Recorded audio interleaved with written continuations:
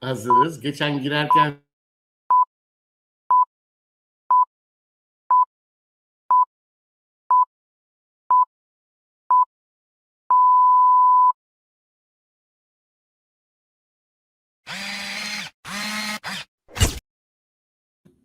Merhabalar efendim. Yine tabii ki yayına ben tek başıma girdim. Acaba Onur nerede? Onur? ben de Sen niye geldim. böyle sonradan geliyorsun aşkım yayına? Vallahi o Your Media ekibiyle ilgili herhalde beni almış görüntüden.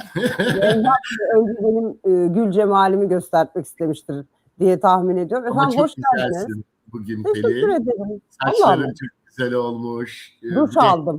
neşelisin.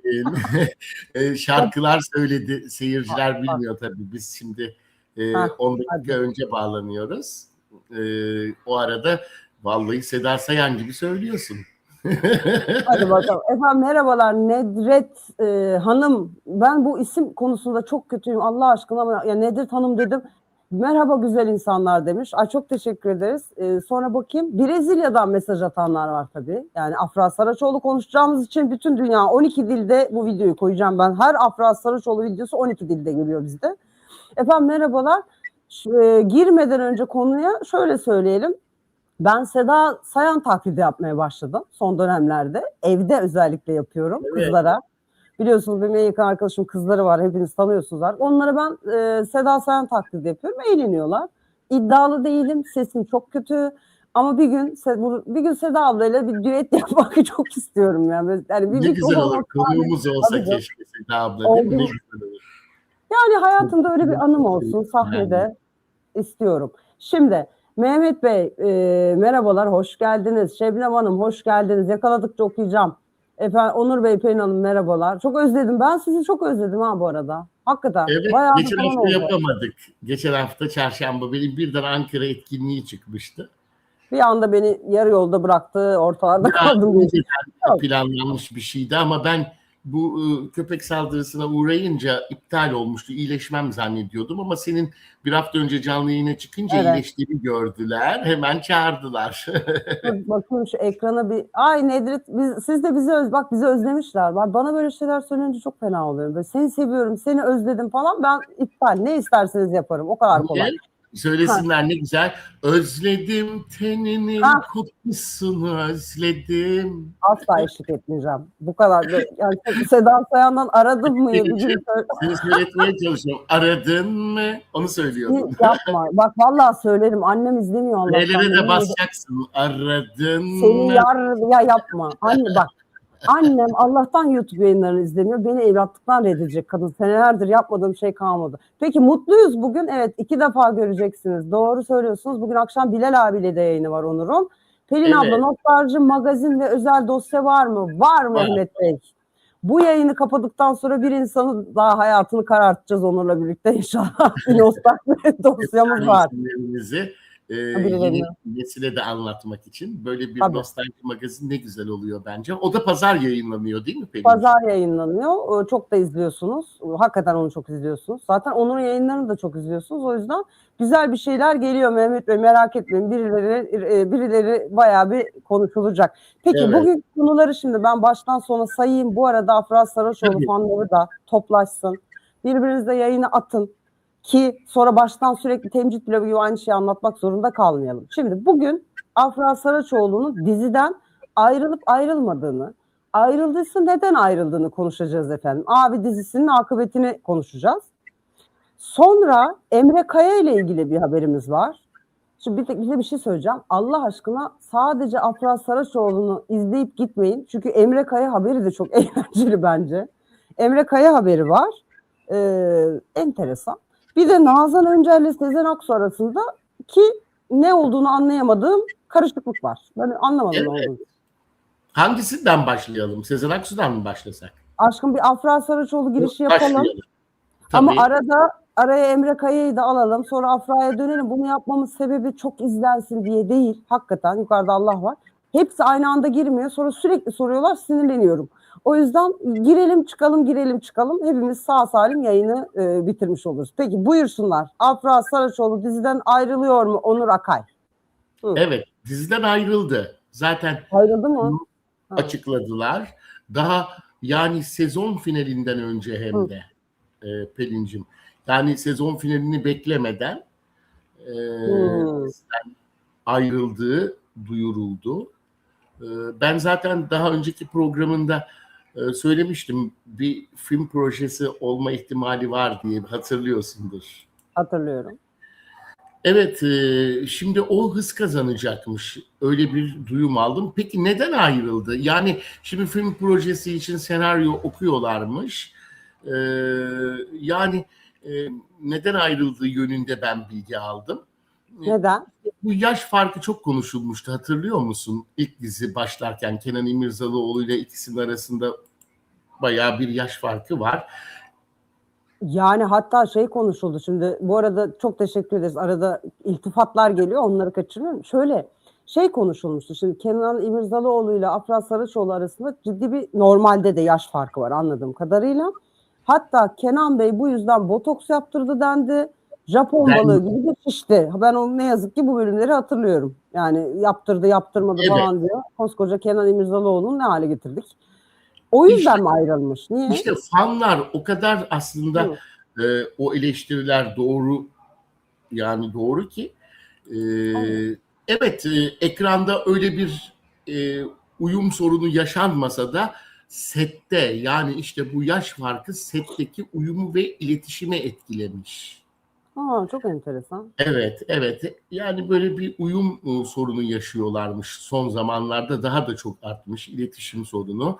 İki başrol arasında böyle bir sorun olunca zaten biliyorsun Mert Ramazan Demir'in de final yaptı dizisi. Onun tabii reytinglerle ilgiliydi. Uyumla hiç izlemedim. Yani kusura bakmayın, şu an Mert sevenler şimdi bana saydıracaksınız. Vallahi izlemedim. Hiçbir fikrim yok.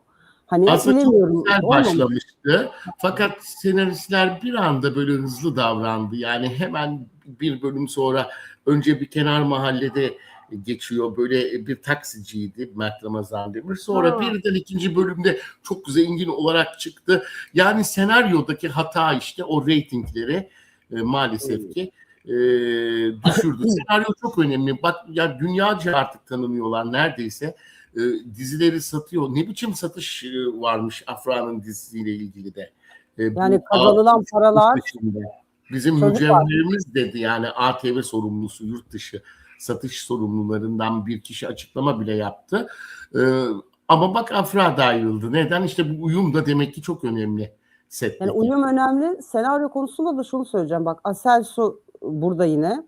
Ben hep gördüğüm için sizi artık arkadaşlar, bizim ekip olarak görüyorum. Diyor ki Yusuf'u hikayesini işleyemediler. Anladığım kadarıyla Yusuf karakterini canlandırdı Mert Ramazan Demir.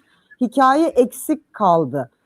İşte ondan dolayı oldu. Aslında yani bir de orada başrolde Melis varmış. Melis Hanım varmış. O olmadı diyor bak Aselsu. Evet, şöyle o da. Bakın şöyle mantık yürütüyorum. Şimdi Mert Ramazan Demir'i zengin bir erkeği oynarken görmeye hepimiz alıştık ya, işte o meşhur sizin diziden. Hani zengin değil mi? Yalıda değil miydi orada? Evet, şimdi aynen. Muhtemelen biraz yadırgamış olabilir insanlar ilk başta. Senaristler ve yapımcı da biraz hızlı davranıp o bölümü atlamış. Halbuki ben Mert Ramazan Demir'in iyi bir oyuncu olduğunu düşünüyorum. Başarılı bir oyuncu olduğunu. Orada da oyunculuğu çok iyiydi. Hani yani bu taksi şoförünü de çok iyi canlandı. Yani bu taksi şoförün hikayesini de bence biraz zaman tanısalar çok iyi canlandırırdı da hızlı şey ettirmişler. İşte, hani haydi bakalım hemen zengin olsun. Ve o hata. Yani senaryo çok önemli. Yalı Çapkını reyting rekorları kırıyordu ilk sezon. Doğru. Ondan sonra ikinci sezonda ne oldu? Yine senaristlerin hataları yüzünden Yalı Çapkını'nı bile izlemeyi bıraktı birçok insan. Yani bilir zaten fanlar o dönemi. Herkes eleştirdi yapımcıyı, senarist. Ya bu senaryo işini gerçekten artık bizim hani izleyicimiz çok şey yapıyor. Yani ne bu? Bizim Kızılcık Şerbeti'nde mi oldu bir senaryoda bir durum oldu? Kazan kaldırdı millet. Yani eskiden izleyici senaryoya bu kadar kafa yormazdı. Şimdi artık senaristlere müdahale ediyorlar. Benim çok hoşuma gidiyor. Evet. Ve Kızılcık Şerbeti'nin senaristi yine iyi yani. Kaçıncı sezon? 4 mü? Yani hala götürdü. Devam ediyor onlar. Zaten biri de oyuncu değil mi onlardan? Kızınla ilgili sürekli haber yapılıyor kızla ilgili. Civelek evet, kızı annesi yazıyor. Aşkım şimdi diyorsun ama Saraçoğlu ayrıldı diziden diyorsun yani. Ayrıldı. Tabii bitti. Dizi çekilmeye devam ediyor. Efendim? Dizi devam ediyor çekilmeye. Ama Ben dizinin bu haftaki reytingleri de çok iç açıcı değil yani. Bir de şimdi Afra Saraçoğlu çıkınca diziden bence olmaz. final yapması gerekir. Sorun yaşayacak. Yani zaten yeni sezonda başlarsa başka bir şekilde herhalde Çağla karakteri vardı orada, Afra Saraçoğlu'nun hayat verdiği. Onu sürdürmezler. Bakalım nasıl bitecek. Ay, o Arka Sokaklar mı bu? Arka Sokakları hatırladınız mı? 100 yıldır oynuyor. Arka Sokaklar'da bak şöyle bir şey var. Biri ölür, sonra aynı karakteri başka biri canlandırıyor ve hiç de benzemiyor falan. Böyle yani bu böyle bir şey yapılacağını düşünmüyorum. Tabii. Ama Kızılcık bizim Şerbeti oldu ya, o çocuk oldu mu? değişti. Ben seyretmiyorum. Kızılcık Şerbeti, I have no, bilmiyorum. Çok özür dilerim. Hemen linç edin. İzlemiyorum. Yani Evet. takip ediyorum ama izlemiyorum oturup yani. İşte orada da bilemem. bu uyuşturucu operasyonunda adı geçince diziden evet. Fatih'i hatırlarsın, konuşmuştuk. Onu Doğru. diziden çıkardılar. Sonra yerine başka bir kişiyi Fatih yaptılar. Başka oyuncuyu. Yine de işte ilk zamanlar alışamadık. Hatırlar mısın Bizimkiler dizisini? Ay bak yaşlı. Orada Müjgan Ağralı. Erdal Özyağcılar sonradan girmişti. Bizimkilerin ilk başında Tabii başka kimdi dur? Kimdi hayır ya? hayır. Hayır. Erdal o en başta vardı, Erdal Özyağcı. Onun kardeşi vardı ya, meşhur evet. oyuncu. Müjgan Ağralı'nın da eşi. Müjgan Ağralı da benim ikinci annem gibidir. Mine. Bizimkilerin Minesi. Buradan kendisine çok selamlarımı göndereyim. Bir gün onu da konuşalım. Selamlar olsun. Yeşilçam'da filmlerinde de rol almış. Çok değerli sinema sanatçımız, tiyatro ve oyuncu. İşte 13 yıl sürmüştü Bizimkiler. Rekoru ondaydı. Sonra Arka Sokaklar geçti. Doktorlar var bir de bitmek bilmeyen. Bir şey söyleyeceğim. Şimdi sert bir iki tane yorum var. Sert değil de şimdi Yıldız Tilbe 0. Çok yaratıcı, gerçekten çok tatlısınız. Diyor ki şu bahane bu bahane, bunun bahanesi falan yok. Ramazan Demir herkesin gözünde yok olduğu için dizi tutmadı. Söyledikleri yaptıkları sonunu getirdi. Şimdi başka bahanelerin arkasına falan girmeyin. Ben bir yere girmiyorum vallahi Yıldız Tilbe'cim ama yani biraz kızgınsınız sanıyorum siz Mert Ramazan Demir'e, galiba öyle anladım. Çok zaman basın böyle işte onu gece kulüplerinde verdi, olmayan kişilerle aşk yaşadığını falan söyleyince insanlar da oldu. Ama gitti. Evet. Gece kulübüne falan da gitti. Gencecik çocuk, oğlan diyorum. Gencecik adam gidecek tabii yani. Ama onlar aslında hepsi dedikoduydu. Afra ile ilgili hep çıkıyor. İşte İş adamı çıkıyor bir tane sürekli. Yanında gördükleri, aynı masada otursun veya bir arkadaşının arkadaşı oluyor. Yine de adı çıkıyor. Yani hiçbiri aslında doğru değildi o dedikoduların. Arkasında başka şeyler vardı. Bazılarında ne olduğunu söyleyemiyoruz bile yani. İşte maalesef ki magazin basınından dolayı da Mert'e böyle bir cephe alan bir kitle oldu. Bir de antiler var zaten. İkisine de karşı. Tabii bak, Asel Su benden diyor. Adam bekar, gidebilir. Herkes gidiyor. Tabii.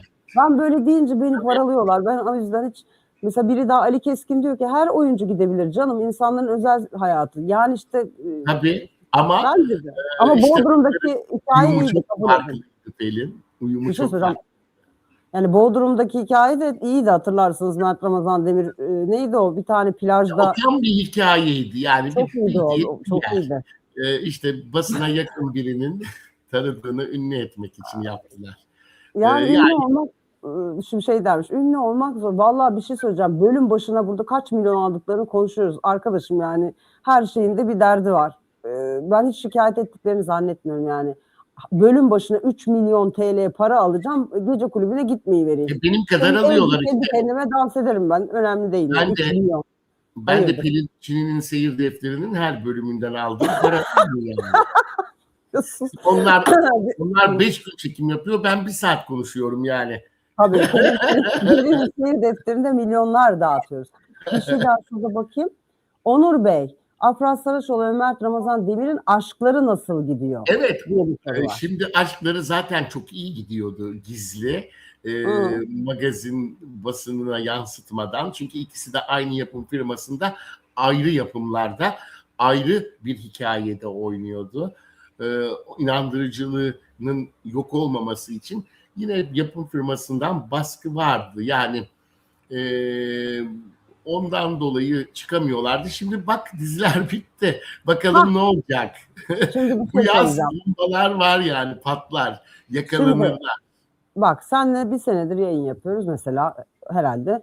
Bir senedir Afra Saraçoğlu, Mert Ramazan Demir konuşuyoruz. İşte sen bu aşktan bahsediyorsun. İnanmayan bir kitle var. Bana böyle Var mesela tabii. ama yani böyle başka yani Brezilya'dan falan İspanyolca falan garip garip dillerde küfür edenler de oluyor. Soru soran da oluyor.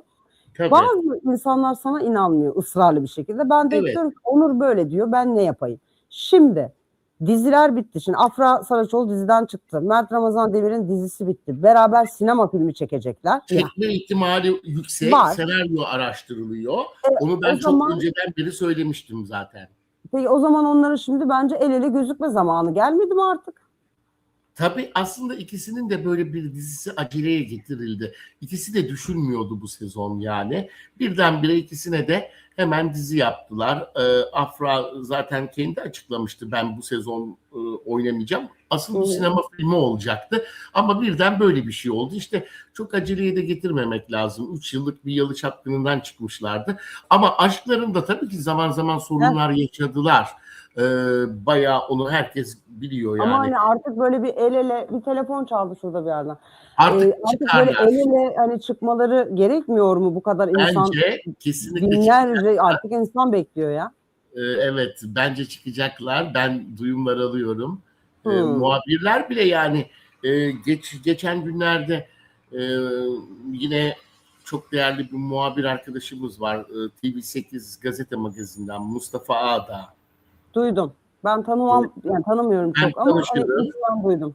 İşte Bilal Özcan'ın programına konuk olduğunda anlattı. Onu konuk etti bir muhabiri. Çünkü en çok Afra'yla röportaj yapan kişidir o. Ha ne dedi? Ondan dolayı yani o bile dedi, şimdi ona yansıtmıyorlar tabii. Asıl onlardan saklıyorlar bu aşkı ama o bile yani şüphede. Hala e, bence birbirlerine dönecekler gibi orada böyle özel şeyler anlattı.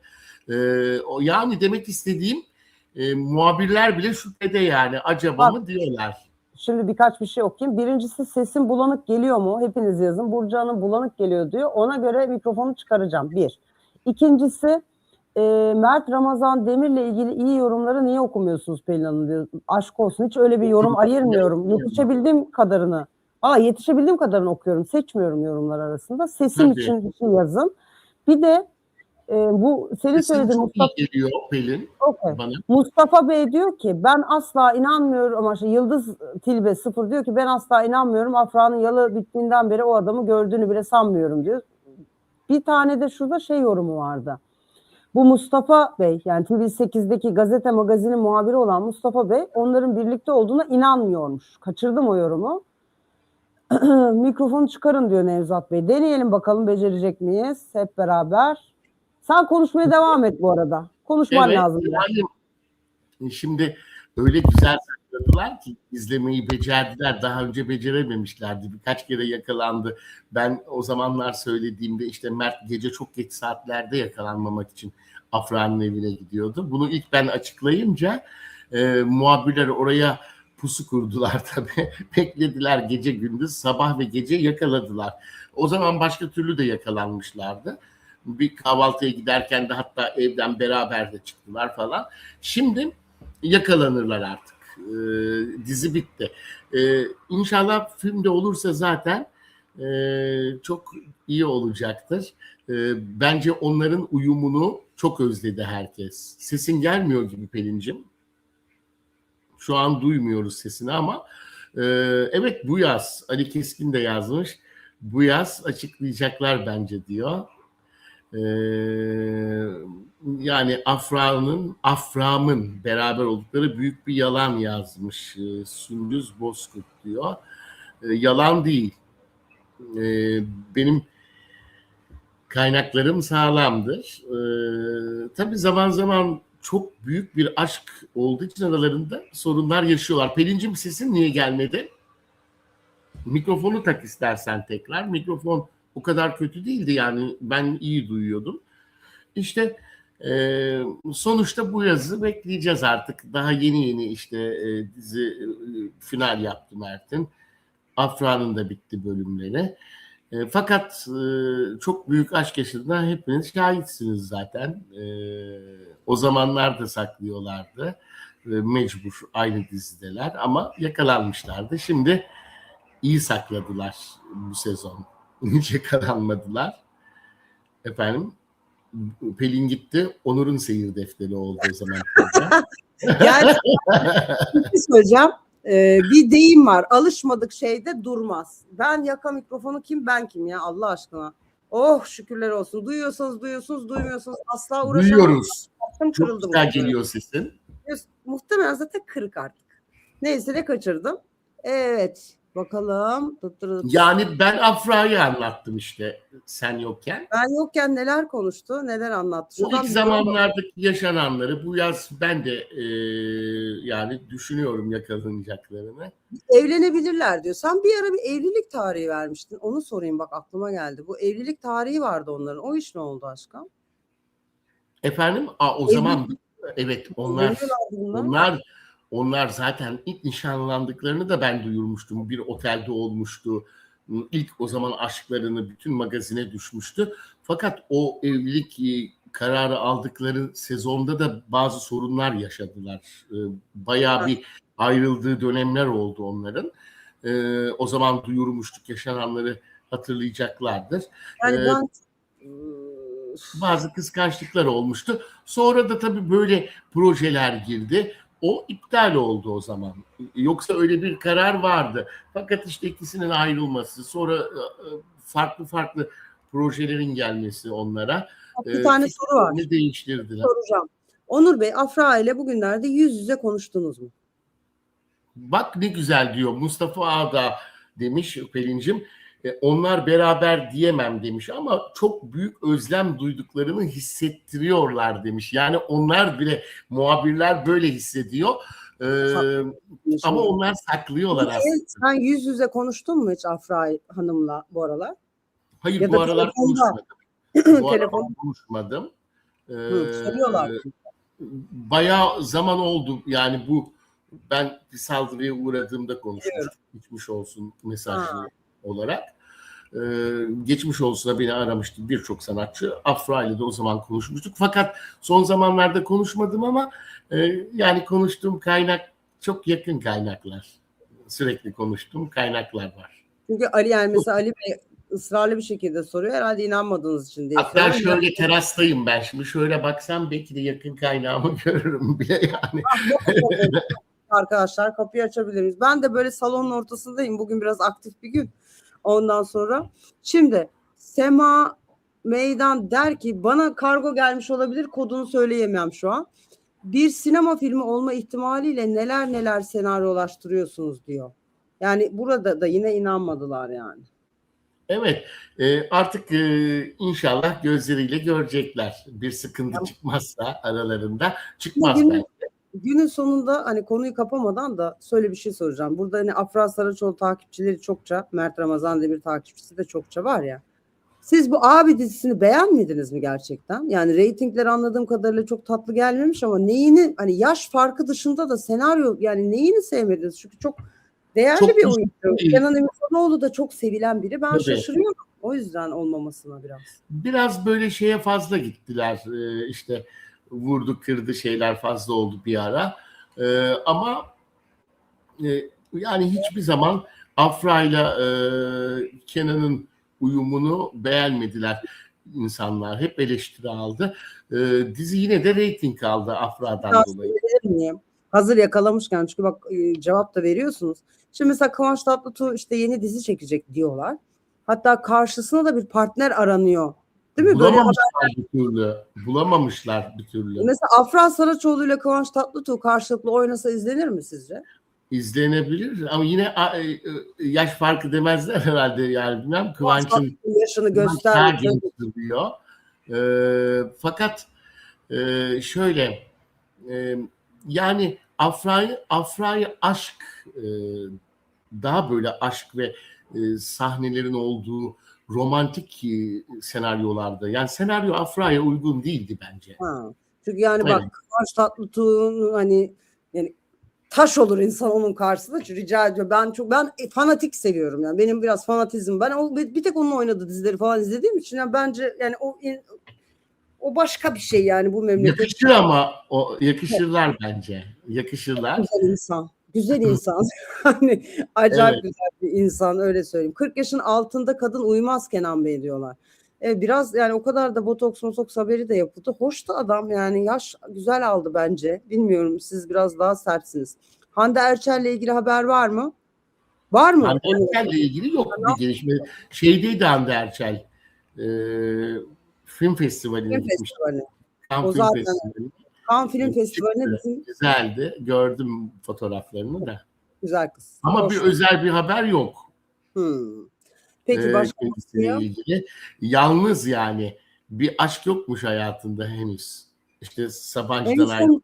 En son bir şey vardı. Sabancı'dan sonra biri vardı. Kim vardı? Ben onu kaçırdım. Biri var yok muydu? Evet, Onur Güven Atam'la Evet. herhalde olmamış gibi şeyler duydum ama kesinliği yok. Yani ben bunu daha teyit etmedim. Herhalde OGV'nin başında değil mi Onur evet, Güven Atam? onunla bir denet başlamışlardı. Hem de bayağı da böyle evlenmek falan istemiş Onur Güven Atam Hande Niye Erçel. oldu da ya? Ama o biraz zamana bırakmak istemiş. Herhalde bir sorunları var aralarında ama öğreneceğim onu. Öğrenirsem haftaya konuşuruz. Bak Evet. Afra ile Kıvanç çok yakışır diyorlar. Bence de çok yakışır. Siz Afra'yı seviyorsunuz. Ben Kıvanç'ı seviyorum. Bence çok okey. O zaman dizi reyting alır. Sen de izlemiş olursun. Evet. Yani Evet bak onun partneri olsun bari buradan söyleyelim. ne güzel. Arıyorlar çünkü.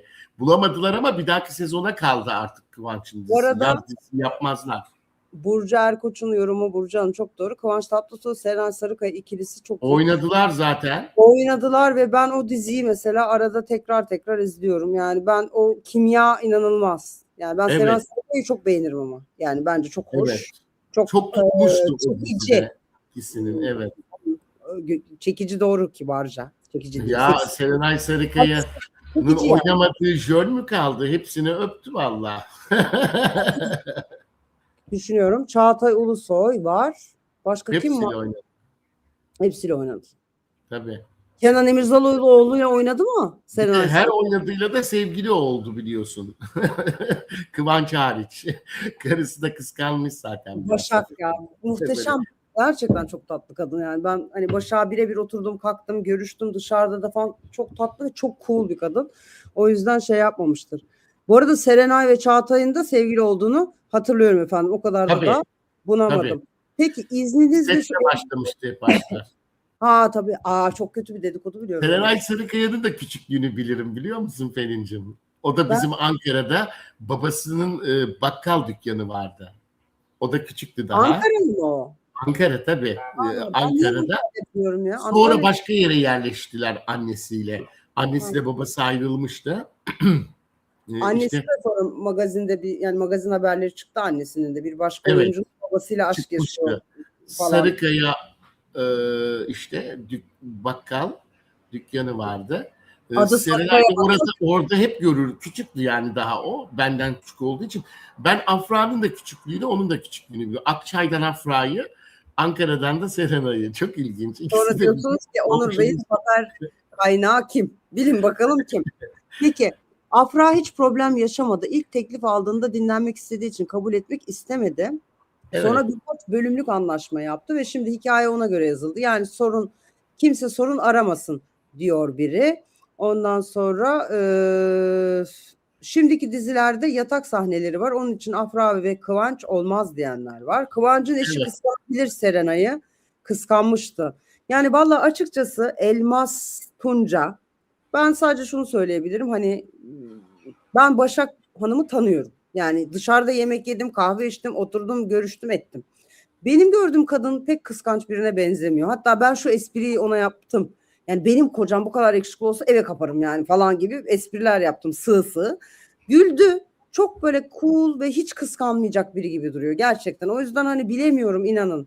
Yani o kadar soğuk. Belli olmaz o yani Şimdi Ne aşk bileyim da ben. başka. Bir de yani Kıvanç Tatlıtuğ dünya güzeli. Kalori kapatmak, ne kadar kapatıyor. Dünyada birinci olmuş. Evde oyna derim. Hayatım, ben sana set kurdum. Evde kendi kendine oynarsın. Evet. Bu kapıdan dışarıya çıkamazsın derim yani. Ama Başak çok böyle, nedir onun ismi, cool bir kadın. Peki şu Emre Kaya haberine bir girelim mi? Ben onu merak ediyorum. Döneriz tekrar sohbete. Gitmeyin bir yere yani. Emre Kaya Tabii ne yaptı? daha konuşuruz. Daha bazı şeyler de var, anlatırım. Şimdi Emre Kaya'yı görüyoruz. Bu Emre Kaya'nın asla hatırlamak istemediği en kötü fotoğrafı olabilir. Şimdi çok yakışıklı oldu çünkü. Yani vücudu falan çok iyi. Çok iyi spor yapıyor. Ne yapmış Emre Kaya? Emre Kaya Hı. bir açıklama yapmış. Tarkan besteci değil demiş. Yani işte Hı. Hürriyet Kelebek'te bir yere konuk oluyor. Suat Filiz'in konuğu oluyor herhalde. Ben öyle okudum. Hakan Gence de olabilir belki. Olabilir. Ama ben Öyle. öyle okumuştum. İşte orada şey demiş, erkek besteciler falan derken Tarkan besteci değil demiş. Yani neden demiş, hani şöyle bir hit şarkısı yok. Aslında şöyle, Şarkısı mı yok? Tarkan çok çok güzel okuyan, tertemiz, Türk sanat müziği bile temiz bir Doğru. üslupla okuyan çok değerli bir sanatçı. Yani doğuştan bu enerjiyi, sanatçı ruhunu taşıyan aurası, her şeyiyle dört dörtlük. Bestekarlık konusuna gelince ben tabii 10 yıllık konservatuvar eğitimimle söylüyorum. Bir Sezen Aksu şarkısı gibi her dönemde birçok solistin yeniden yorumlayacağı ve Hayır. 7'den 70'e hep dillerde her dönemde kalan şarkısı aslında pek yok. Yani bir Yıldız Tilbe ve Bestesi. Sezen Aksu kadar güçlü bir bestekar değil Ama diyebiliriz. hani Emre Bey bu saçı değiştirmiştir herhalde diye umarak. Ben tanıdım bu arada Emre Bey'i, yani birebir canlı gördüm, konuk almıştık. De niye Evet. mesela böyle bir şey söylemiş diye düşünüyorum. Sonra Yani da dedim ki aslında haklı yönü de var yani. Tarkan da çok naif bir cevap vermiş. Beni bilen iyi bilir. Ben de kendimi iyi bilirim ve kendimi müdafaa etmek gibi gereksiz gayretlere de hiç girmem demiş. kız kime konuk olduğunu yukarıda gördük. Bak, Emre Kaya'nın yeni halini gördünüz mü? Demin biz çok korkunç gençlik fotoğrafları veriyoruz. Bak, adam testosteron önemli. Spor yapıyor. Bence bir takım takviyeler alıyor. Bak, şekli şemali nasıl değişti. Gerçekten yeni hali öyle değil yani. Onu söyleyelim, sonra haksızlık yapmış olmayalım. Ama tabii şimdi niye böyle bir şey Yani söyledi? Tarkan'ı kötülemiyor aslında. Ona da böyle tabii Tarkan hayranları saldırmış ama şimdi onun demek istediği başka bir şey. Yani yeniden yorumlanan, yıllar geçtikçe nasıl söyleyeyim, hani bambaşka anlamlar kazan. Mesela Sezen Aksu, Yıldız Tilbe şarkıları ölmüyor mesela, ama Tarkan'ın o dönemde Aşk. şarkı bir ay Ama sonra, mesela şimdi son yaptığı şarkı e, yani artık okunmuyor sahnelerde. Başka solistlerin ben zaten okuması. Tarkan'ın da çıkıp ben Sezen Aksu'yum diye bir iddiası olduğunu zannetmiyorum. Ama Tabii. seninle konuşurken dedim ki Emre Kaya niye böyle bir açıklama yapmıştır? Sonra dedim ki işte bu yüzden. Mesela 6 dakikadır, 6 değil, uydurmayayım, dur bakayım. 4 dakikadır Konuşuyoruz. falan Emre Kaya konuşuyoruz günün Tabii. sonunda. Yani İşte, tabii Tarkan olduğu için de konuşuyor olacağız. Ve de tabii. cevap da, hani vermese bile inceden bir cevap da almış. Bu işi 2 katına arttıracak. O yüzden akıllıca bir hamle. Serdar Ortaç besteci midir diye soralım mesela. Hani herhalde Serdar o Ortaç çok iyi bir şair mesela. Ama besteci mi? bestelerine baktığımızda efendim, Besteci mi sence? söz yazarı, çok iyi bir söz yazarı. Şairlik de başka bir şey de o güzel sözler buluyor. Fakat bestelerinde böyle hep nihavent makamını kullanır. Tekrar eden şeyler var. Çok güzel yakaladığı besteler var. Tabii ki besteci.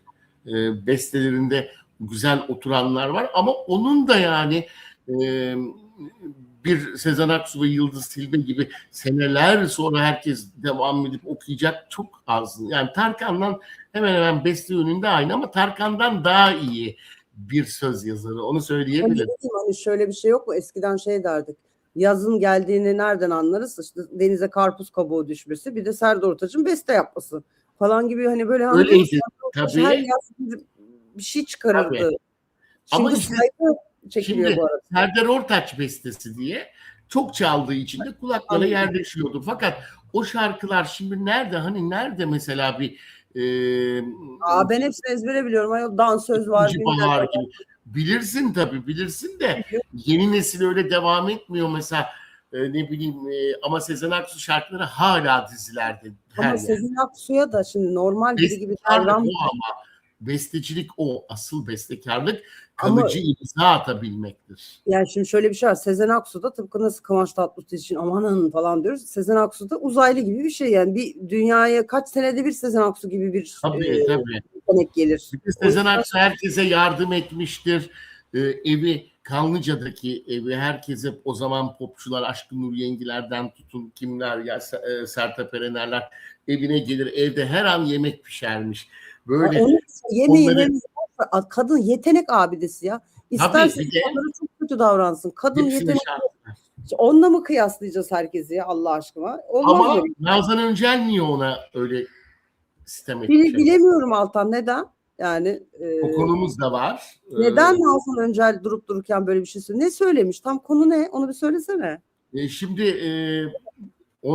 Nazan Öncel'le Sezen Aksu geçtiğimiz aylarda da bir şey yapmıştı biliyorsun, düet yeni. Birbirini sevmeyen ama Öyle. birbirini sevmeyen ama aynı fotoğraf çektirmek zorunda kalan insanlar vardır. Ya da mesela böyle çok yakın arkadaş gibi dururlar da esasında hiç hoşlanmazlar. Tam o fotoğraf bak. Değil Çok mi? Ne ama de olsa bir rekabet var aralarında. Çünkü onlar tam yani. bu şeyin. Fakat Sezen Aksu kimseyi kıskanmayan biridir. Ben Ne demiş? biliyorum. Ne demiş? Ne İşte demiş? Nazan Öncel'de şeyde dostluklar yalanmış diye bir açıklama konserinde yeni. Günaydın Nazan Hanım. Bu devirde dostluklar da yalanmış. Sahteymiş, onu anladım. Kanlıca'yı da gördük diyor. İşte o Kanlıca Sezen Aksu'nun yalısının olduğu yer. Bak laf sokmuş. Herkese evi açıktır dedim ya. Ya göründüğün gibi ol ya da olduğun gibi görün demiş. Ama yani evet Bayağı evet. laf. Bayağı laf. Ben zannediyorum ki hani üstün körü bayağı laf söylemiş. Kanlıca'yı adrese teslim söylemiş. Ben bunun sebebini bir şey, şimdi ne olduğunu bilmiyorum, ne istediğini, ama Sezen Aksu'dan bir şey istemiş. Artık neyle ilgili isteği neydi bilmiyorum. O isteğini Sezen Aksu yerine getirmediği için böyle bir açıklama yaptığını öğrendim yakın kaynaklardan. Abi beste Sündüz Hanım, bir saniye, Sündüz Hanım Afra'yı sevmiyor falan değilim. Nereden ve nerenizden çıkardınız? Onu da yazar mısınız? Allah aşkına tanımıyorum etmiyorum. Hiç böyle bir Afra'yı çok seven. Ben sevmediğim insana net söylerim. Yani hiç fark etmez. Yüzüne buradan söylerim direkt. Adresten hiç isim soyadlı söylerim falan. Hiç öyle kıvırmam. O yüzden benim Afra Sarıçoğlu'nu tanımıyorum etmiyorum. Tanımam lazım sevmemek için. Neyse. Bir şey soracağım. Nazan Öncel ciddi laf söylemiş. Ben sandım ki böyle hani ponçik ponçik efendim sanat camiasında dostluk yok. Bayağı tabii. İşte bir şey istemiş Sezen Aksu'nun. Onun ne olduğunu öğrenemedim. Fakat o isteği yerine getirilmeyince müzikle, besteyle falan ilgili değil. Yaptıkları düetle de ilgili değil. Bilmiyorum artık neyle ilgili bir şey. Onu öğrenemedim. Onun isteğini yerine getirmeyince böyle bir açıklama yapmış. Sezen Aksu'nun aslında tabii hiç Sezen Aksu'yu da böyle söyleyen birini de hiç duymadık bugüne kadar, dikkat ettiysen. Herkes çok yardım eder, çok iyidir. Yani öyle, ben Sezen Aksu'ya bayılırım.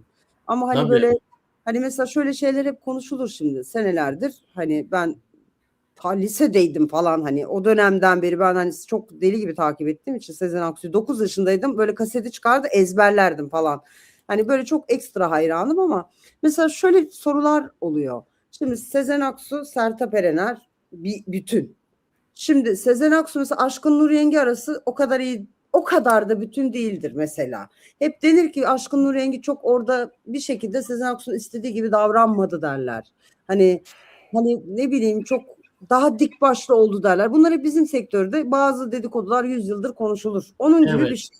Şimdi Sezen Aksu'yu herkes çok sever ama mesela Işın Karaca'yı da çok destekledi ki ben Işın Karaca ile küsüm, her yerden birbirimizi engelledik. Pek de hoşlanmıyoruz birbirimizden ama hani şimdi mesela çok müthiş bir ses Işın Karaca. Yani oturup da kadının sesine kimse bir şey söyleyemez. Şakıyor.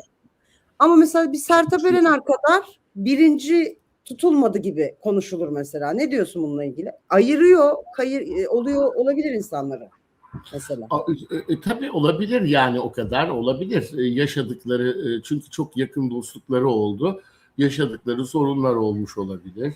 Ama şarkısını bile mesela yeni değil de eski şarkılarını bir genç bir çocuk ister mesela, hemen verir Sezen Aksu. Bir ücret almadan bile okuması Evet. için verir.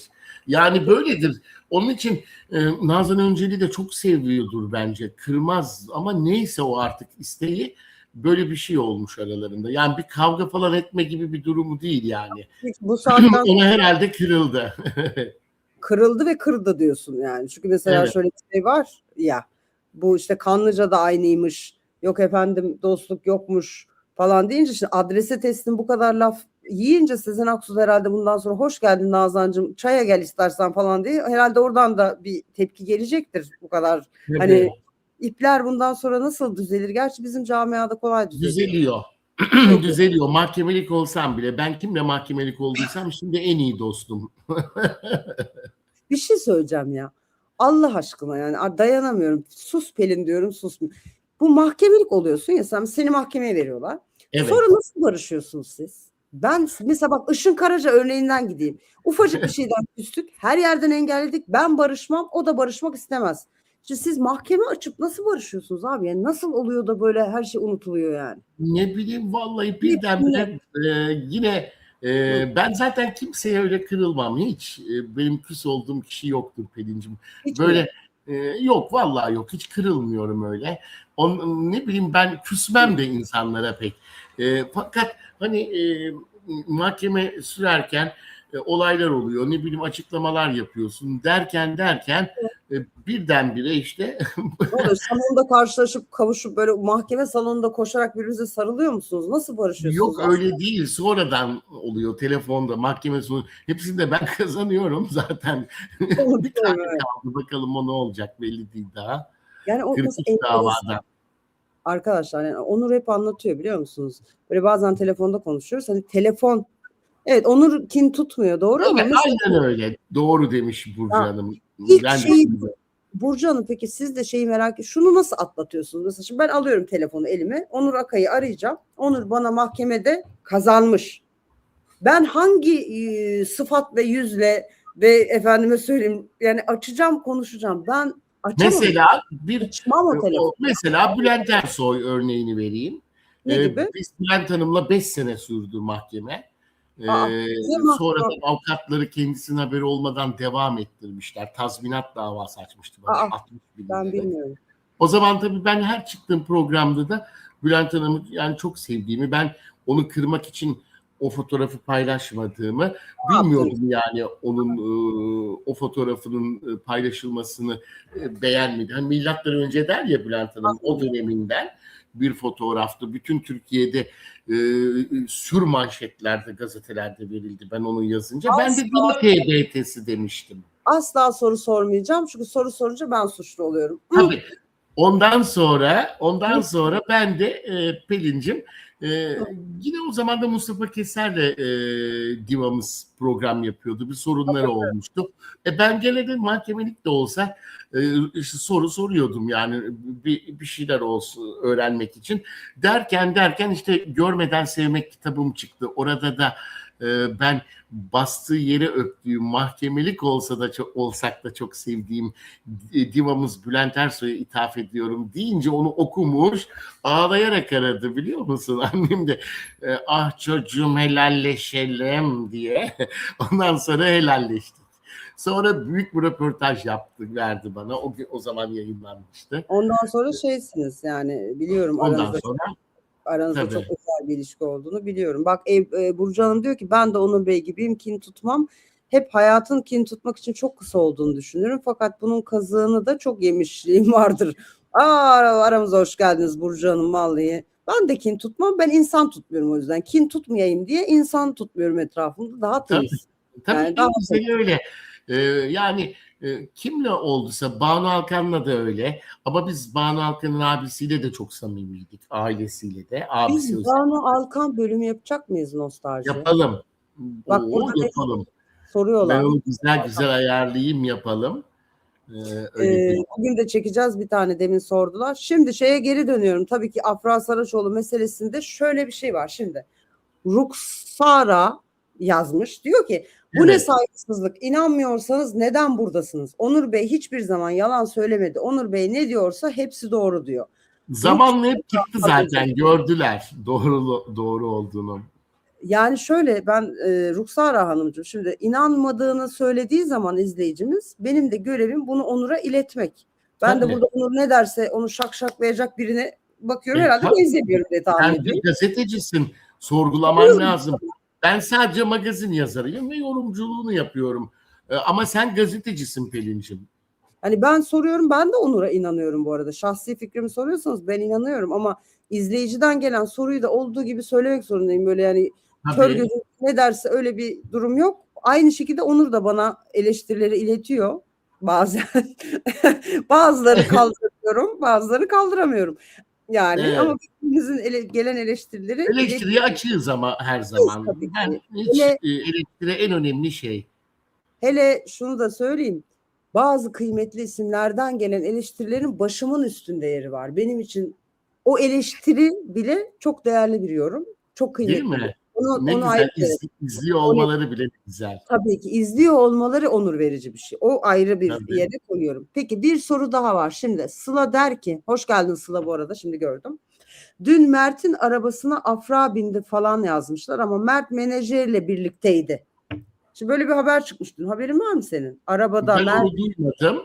Bilmiyorum. Bazen sosyal medyada da öyle şeyler, doğru olmayan şeyler yazıyorlar ama doğru da olabilir. Çünkü onlar zaten dizi, ikisinin de ayrı dizisi, set yoğunluğu vardı ama ben aşklarının devam ettiğini her zaman söyledim. Görüşüyorlardı. Belki de birileri gördü arabaya binerken. Olabilir. Şimdi daha rahatlardır bence. Çıkacak zaten eninde sonunda, dedim ya.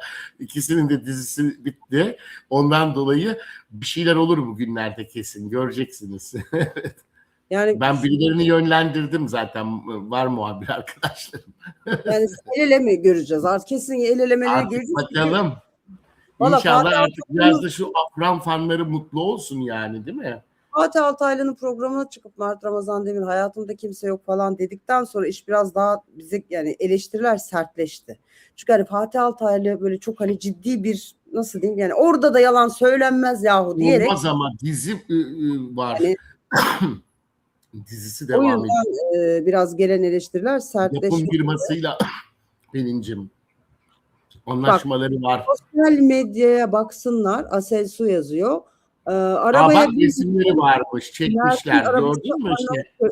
Nereden biliyorsunuz bunları? Bak, Mert'in arabası Arnavutköy'de evi zaten Afra'nın. Doğru, bak yakalanmış. Çıktı bile işte. Bak ben size ne dedim.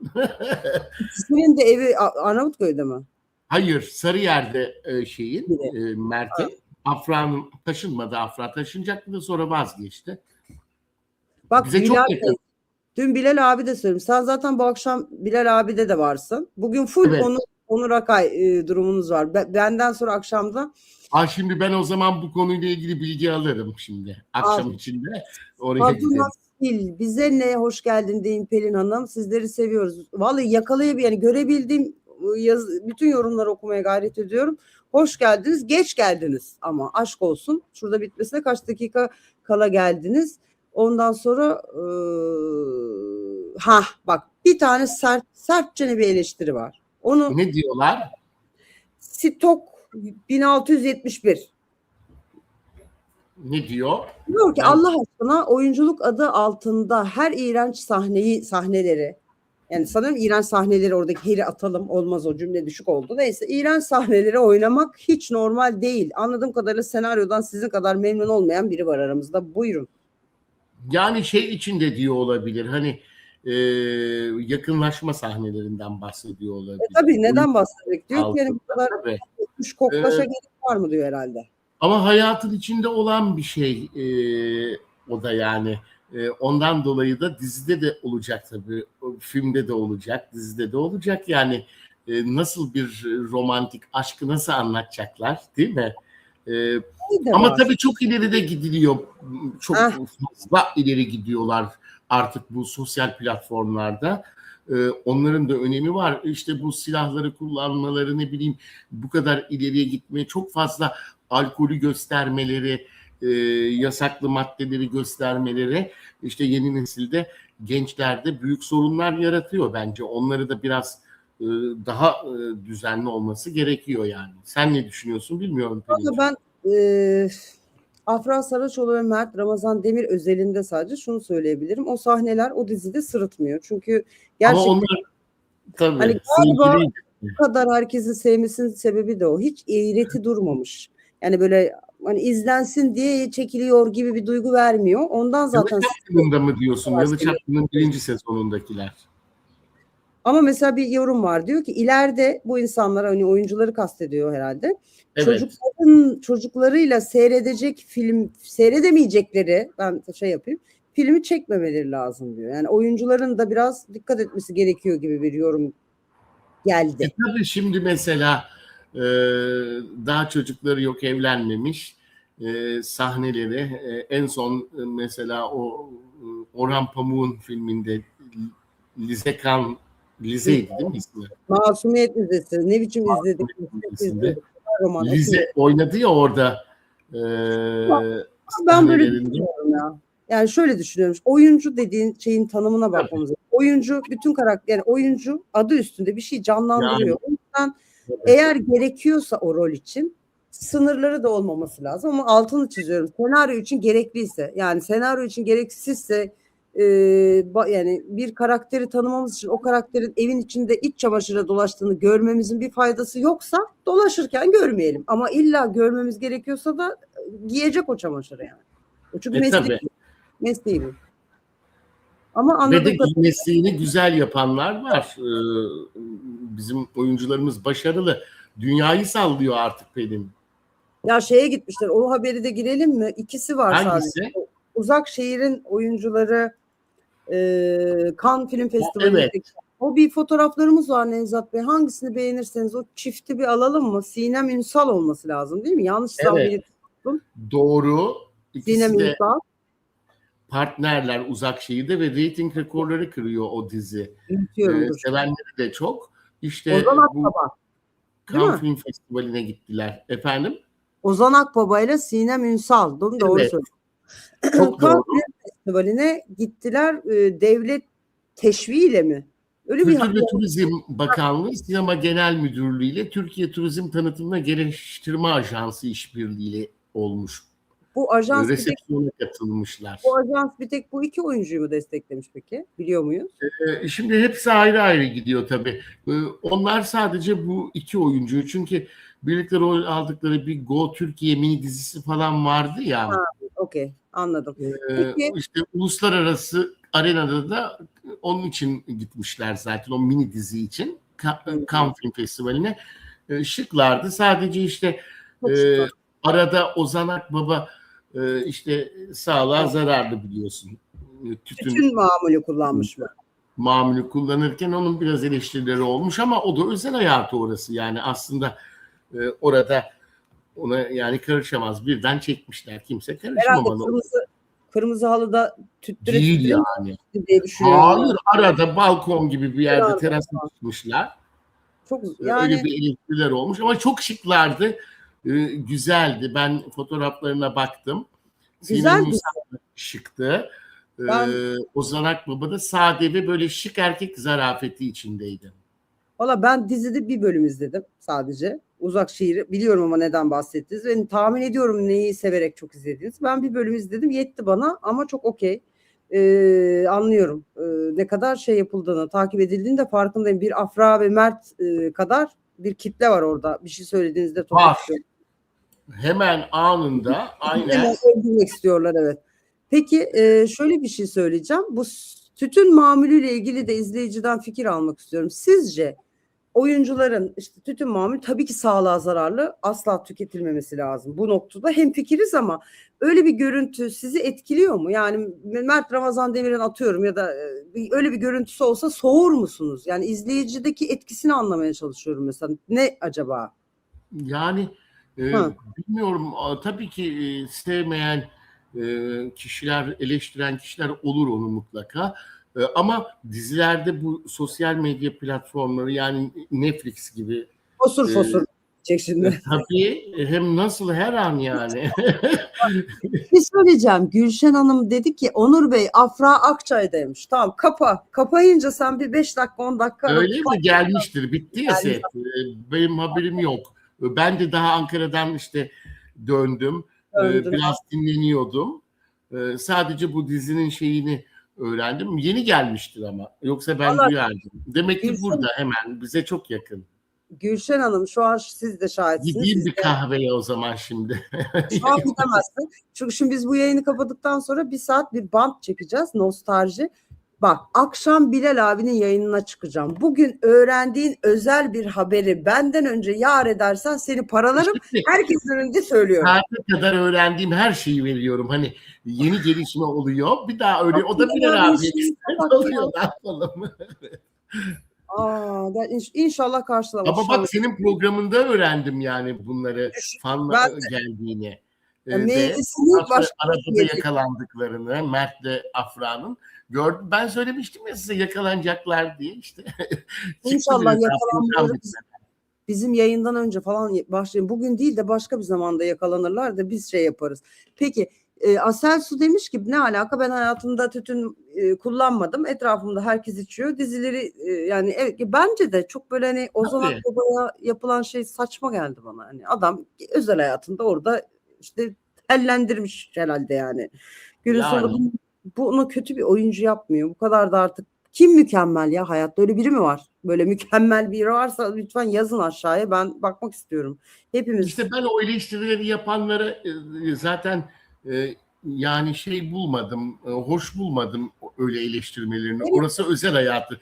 Senin dediğin gibi kırmızı halıda içmemiş ki ya da Evet. sahnede elinde değil ki. yani orada Ya işte eskiden nasıldı ya? Şehir arası küçüklüğümüzde otobüslerde bile biner bilmez hemen yakarlardı. Mecliste içiyorlardı değil mi? bir de şey de var şimdi bak, eski oyuncular yani eski dönemde oyuncular bu kadar şey yapmıyordu. Ay, Kıvanç Tatlıtuğ mükemmel.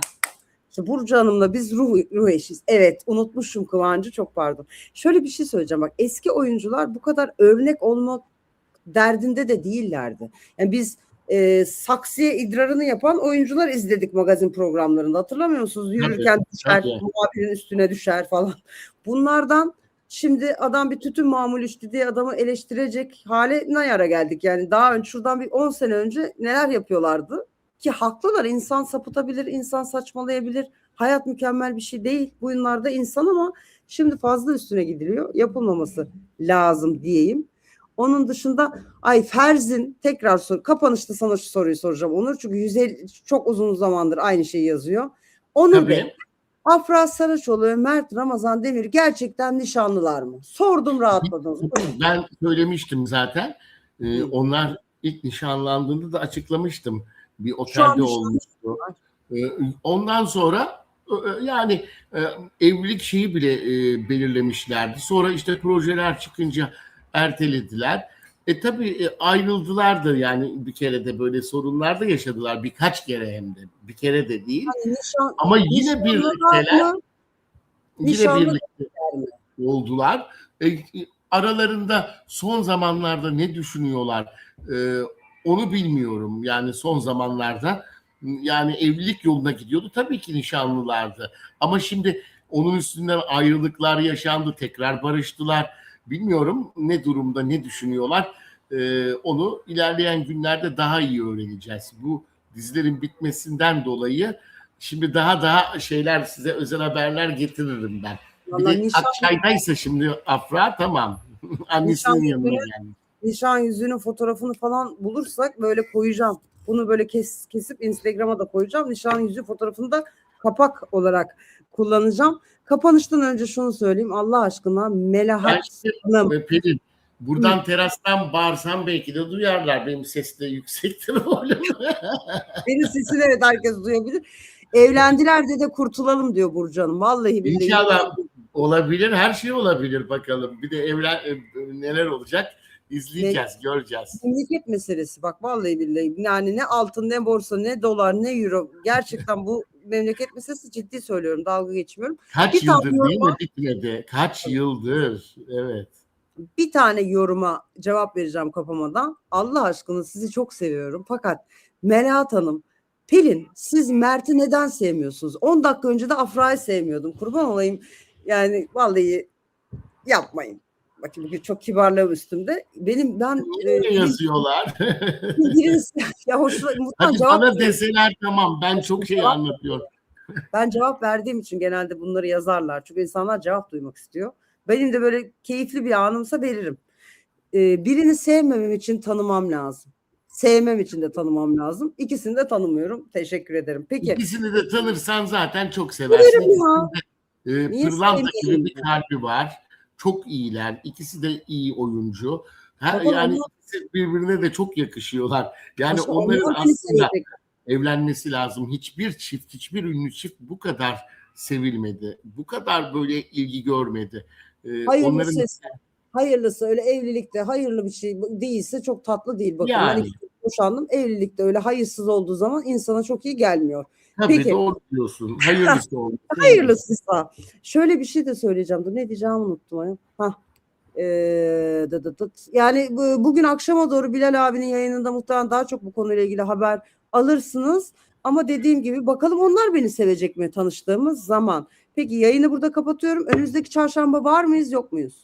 Varız programımız. Bayram, Hiçbir seyran. sorun yok. Bayram programları var. Bak bir de o girdi değil mi? Kaçı oluyor bayram? 3 gün Tam sonra. adamına buldu. Yani Çarşamba. bayramda vakit bulabilirseniz çok. Evet. Bayramda Benim benim tabii bayramım yok. haftaya olmayabilir Pelin'cim. Ama ben sana bilgi vereyim. Bir öğreneyim de bayram Tamam. sahne programlarımızı Yani eğer tarihlerini. söyleyeceğim arkadaşlar, sosyal medyadan Onur'a mesaj atsanız da Bayram Seyran dinlemeden şu bir saat yayın yapsın çarşamba benimle. Ben Bastırın. burada Akçay'da olursam yaparım tabii, bayramda olsa bayramlaşırız da. Ama başka yerde olursam çok zor oluyor Pelin'cim. Tamam. Bir tarihi tam şimdi ben anlayamadım. Hangi güne denk Bakarız. geliyor? Eğer çarşamba yoksa da bir sonraki çarşamba burada olacağız arkadaşlar. Ama Tabii. pazar günü, bu pazar ya da bir sonraki pazar, emin değilim çünkü kanalda yeni bir şey deniyoruz şu an. Nostalji bölümümüz girecek.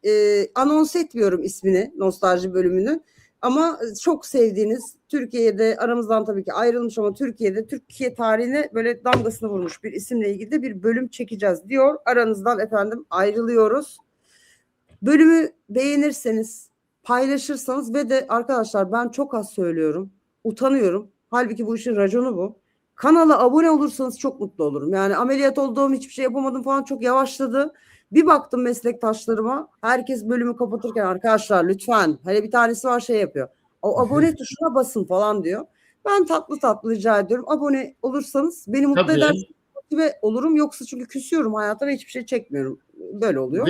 Ve yorumlarını da yapsınlar videoların altına değil mi? Nasıl olmuş? Bizden isteklerini yazsınlar. İstedikleri konuları. Ananızı babanızı da abone edin. Genelde böyle evdeki herkese YouTube adresi açın, account açın, abone edin falan ki ben de bu işi yapmaya devam edeyim. Yoksa küsesim var bu aralar, kaçıp gidesim var. Öpüyorum sizi, kapatıyorum. Seni seviyorum. Ben de Pelin'cim çok mutlu oldum. Çok keyifliydi. Çok eğlendim. Bütün izleyicilerine sevgiler. Çok eğlendim. Nevzat Bey, ellerinize sağlık. Sizle biraz sonra kavuşuruz. Arkadaşlar hepinizi öpüyorum. Dediğim gibi bir sonraki çarşamba inşallah görüşeceğiz ama kanalı takip ediyor olun. Başka canlı yayınlarda görüşürüz. Sizi seviyorum. Görüşmek üzere.